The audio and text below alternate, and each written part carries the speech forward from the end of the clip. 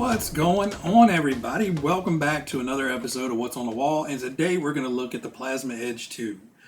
So, this buggy, when I first got it, was not my favorite, and we'll get into that in a little bit, but let's go back into some history real quick and run down kind of how this came to be. So, this Plasma Edge version was released in 2016.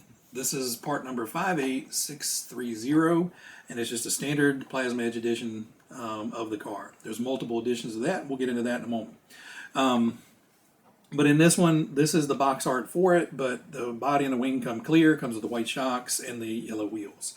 Now, the original Plasma Edge came out in 2007, and that was on a completely different chassis. That was actually on the DF02 chassis, not the TT02B.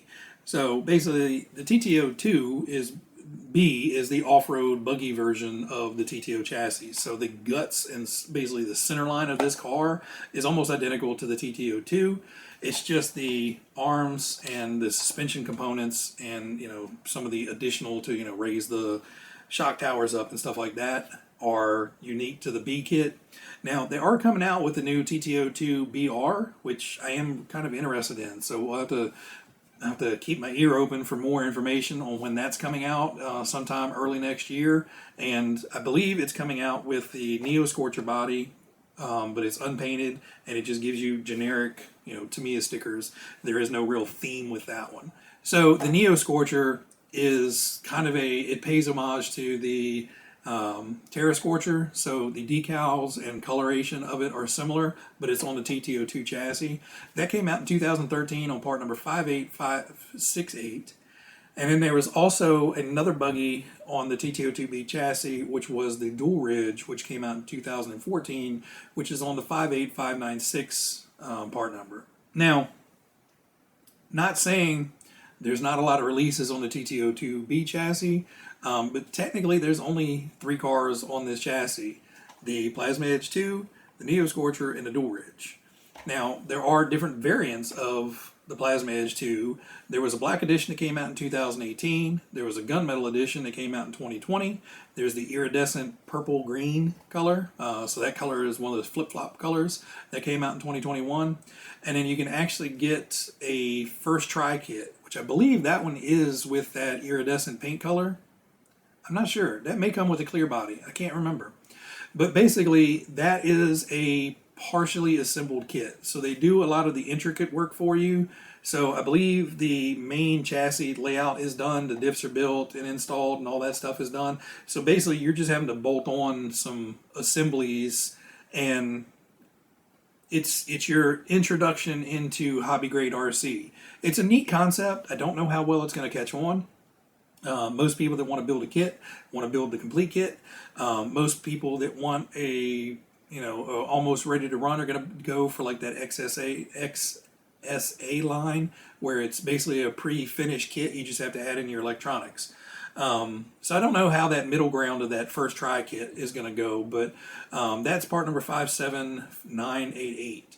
So that one is something that's like an in-between of a full kit and the XSA models.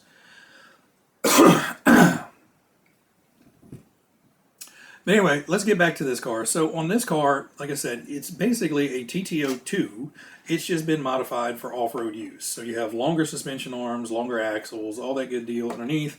But essentially, this whole center section is a TT02. The chassis, the drivetrain, the gearboxes, all of that stuff is pretty much TT02.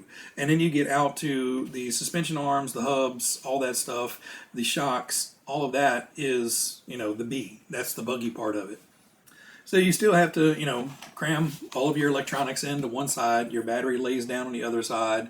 And then this one does come with the oil-filled dampers, as all of the TT02Bs do. I don't believe any of them came with friction shocks.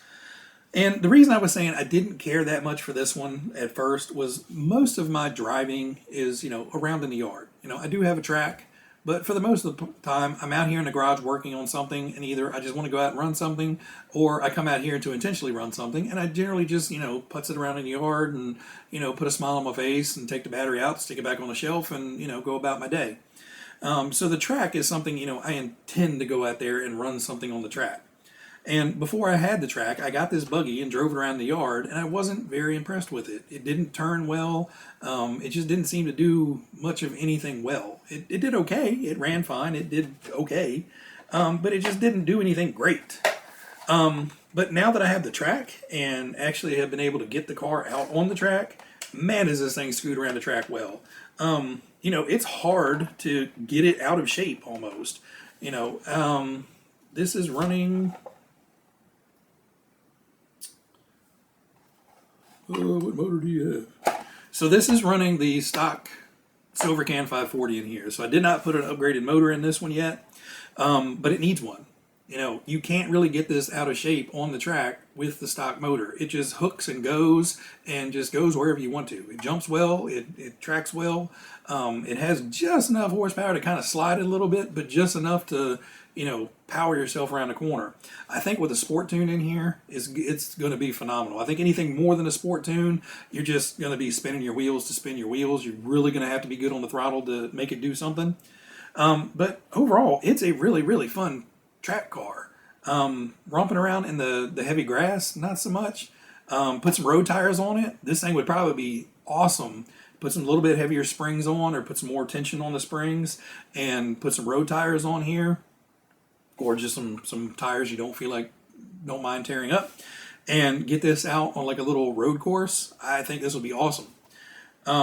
It's a fairly inexpensive buggy. I think these can still be had for around 130, 140 bucks.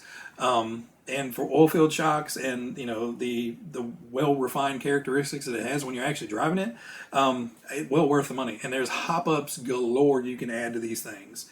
Pretty much all the internal TT02 stuff you can put in here. You know, you can get adjustable arms, you can get the adjustable linkages, it's to adjust your toe and all that stuff, and your camber and all that stuff.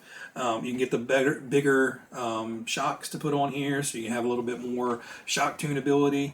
There are things you can do to modify it to get a little bit more overall ground clearance, but you know, these chassis are super thick and tough, so you know, me grating on the ground with it a little bit, I'm not that worried about.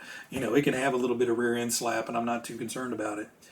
But you know, it was a fun kit to build. It's a fun kit to drive on the track. In the grass, not as great, but it's fun. But, you know, that is the TT02B. And hopefully, and next year when the TT02BR comes out, I'm able to get one of those and try to match it up to what that runs stock versus what this runs stock. So we may leave, you know, stock everything in here and get that BR and then kind of put them heads up to see how much of a change that BR is compared to the stock. Anyway, guys, thanks for stopping in and hanging out with me for another What's on the Wall. Everybody out there, be happy, be healthy, be safe, and have a wonderful weekend. See you guys.